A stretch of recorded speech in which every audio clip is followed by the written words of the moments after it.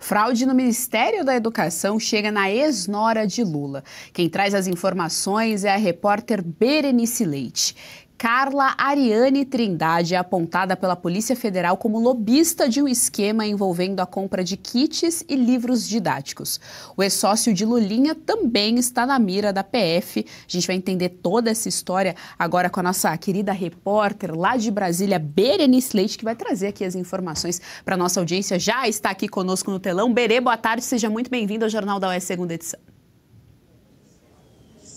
Oi, Geise, muito boa tarde para você também, para todos que nos acompanham. Pois é, mais um escândalo envolvendo o governo do presidente Lula, desta vez o Ministério da Educação, e trata-se de desvios de recurso do FNDE, como você bem destacou. Isso implica diretamente até mesmo na compra de livros. De acordo com a Polícia Federal, o inquérito, as investigações apontam superfaturamento, entre outras irregularidades.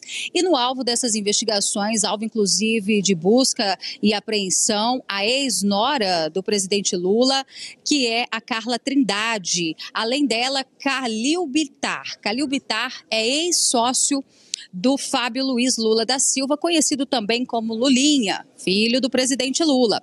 Bom, o inquérito aponta corrupção ativa e passiva, peculato, fraude em licitação, lavagem de dinheiro, contratação direta ilegal e formação de organização criminosa.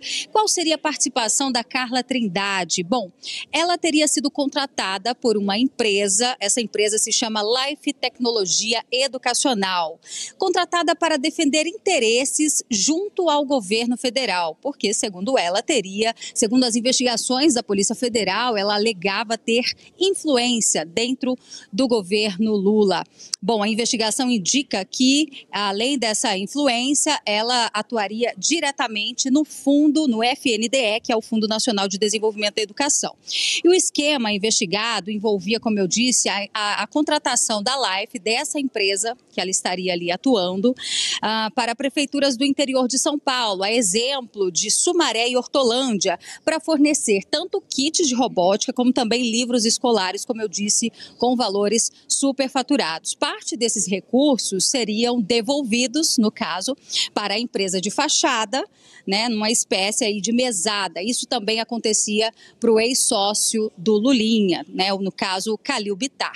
Já o Calil Bittar, ele figura nesta operação como pivô da investigação, tá?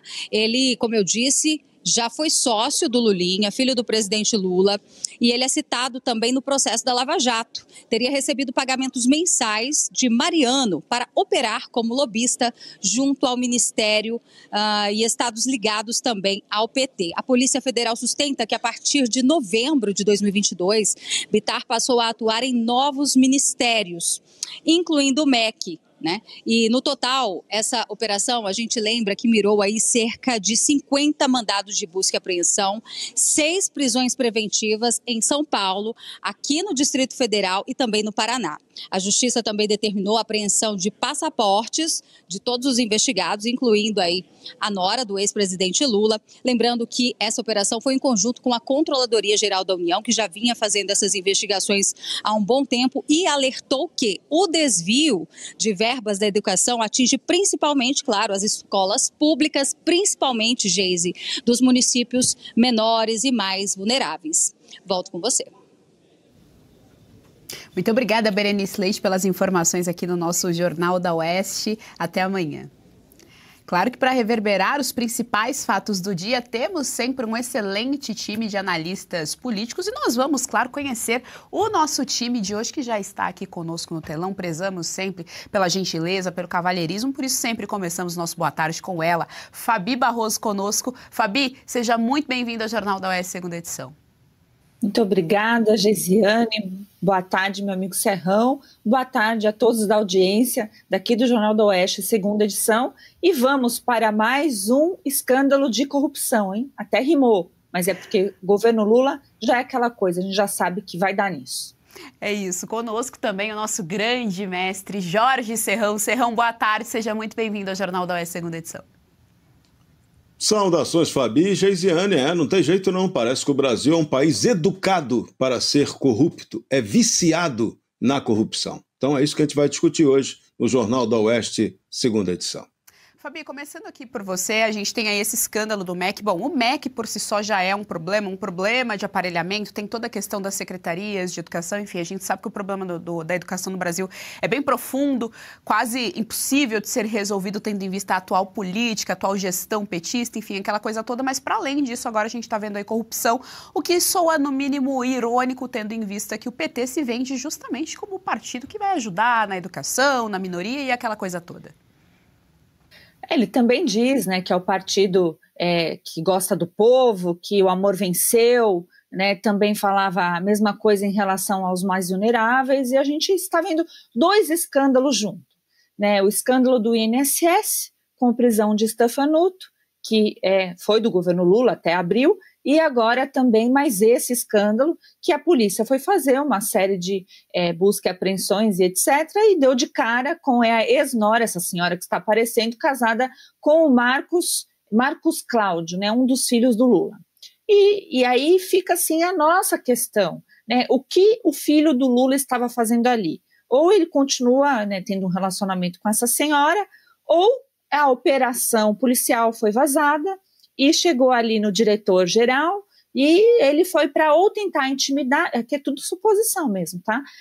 Ou para tentar intimidar a Polícia Federal, ou também, né, para tentar avisá-la de alguma coisa, não sabemos, a investigação dirá, mas fatos são fatos. Ela vendia, como disse a Berenice aqui no comecinho, né, nossa repórter lá em Brasília, que ela vendia influência, então tráfico de influência.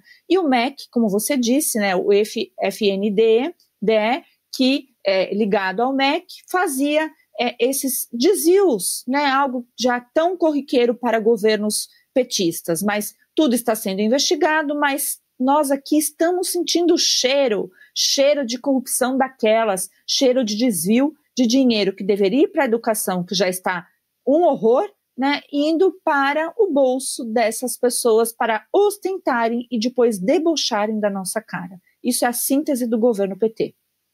Serrão, é interessante porque esse caso, ele mais uma vez ligado ao presidente Lula, a gente tem outro caso em outra área, que é a do INSS do Frei Chico, também bastante conhecido da audiência aqui, durante todo esse ano de 2025, por conta do escândalo do roubo aos aposentados e pensionistas. Mas o ponto é o seguinte, Serrão, seja na educação, seja no INSS, a família ali, o Lula e o entorno do Lula sempre cheira a corrupção, sempre cheira a roubo, mas o brasileiro não pode afirmar isso veementemente, porque senão o próprio Lula pode processar, colocar, enfim, toda a máquina tirânica contra as pessoas que, de repente, falam até a verdade, hein? Então, para resolver isso, a gente tem que fazer a reproclamação da República. Não tem outro jeito. O Brasil é um país estruturalmente corrupto. Se você não mexer nessa atual estrutura, não adianta, tudo será enxugamento de gelo. Você troca A por B, e a roubalheira continua ou até avança, dependendo de quem está no poder no momento. A esquerda é campeã de falcatruagem. O governo Bolsonaro ainda tentou moralizar algumas áreas, mas não mexeu nas fundamentais. Ministério da Educação, isso para um país sério se desenvolver, tinha que ser extinto. Proclamando-se a República ou proclamando-a, a gente teria, de novo, a federação. Os estados iriam decidir suas políticas educacionais. E o dinheiro que é gerado no estado fica no estado para ser gerido pelo estado, com o máximo de publicidade, transparência, que a gente não tem nenhuma. O dinheiro da educação e da saúde, ele é usado do jeito que os corruptos querem. E esse é o ponto.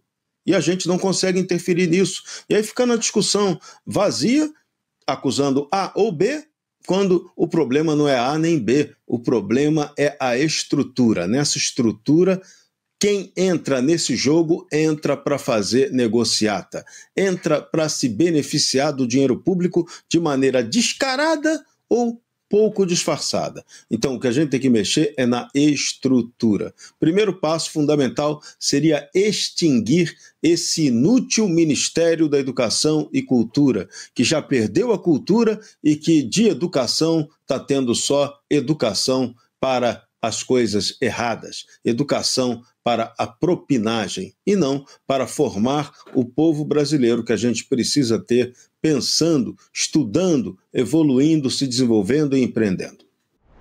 Gostou do conteúdo que viu por aqui no canal da Revista Oeste? Compartilhe e deixe o seu like.